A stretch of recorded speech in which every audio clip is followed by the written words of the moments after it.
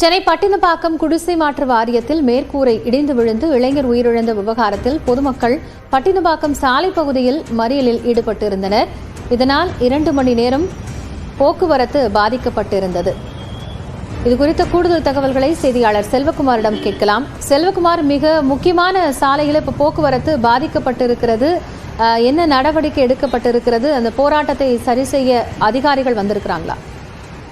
சென்னை மெரினா கடற்கரையை ஒட்டி இருக்கக்கூடிய பகுதி பட்டினப்பாக்கம், அதற்கு அடுத்து சீனிவாசபுரம். இதில் சுமார் 40 ஆண்டுகளுக்கு மேற்பட்ட குடிசை மாற்று வாரிய கட்டிடங்கள் இருந்து வருகிறது. மிகவும் ஆபத்தான நிலையில் இருப்பதாக பல்வேறு குற்றச்சாட்டுகள், பல செய்திகள் வெளியான நிலையிலும் கூட இதுவரையிலும் மாற்று ஏற்பாடுகள் செய்யப்படவில்லை. இந்த சூழ்நிலையில் நேற்று இரவு வேலையை முடித்து வீட்டுக்கு வந்த இளைஞர், 25 வயது மதிக்கத்தக்க இளைஞர் ஒருவர் வீட்டினுடைய மேற்கூரை இடிந்து தலையில் விழுந்ததில் பலத்த காயமடைந்து மருத்துவமனையில் அனுமதிக்கப்பட்டார். சிகிச்சை பலனின்றி அவர் உயிரிழந்தார். இதனை அடுத்து சுமார் 200க்கும் மேற்பட்ட சீனிவாசபுரம் பொதுமக்கள் மற்றும் இறந்த நபரினுடைய உறவினர்கள் சாலை மறியல் போராட்டத்தில் ஈடுபட்டனர்.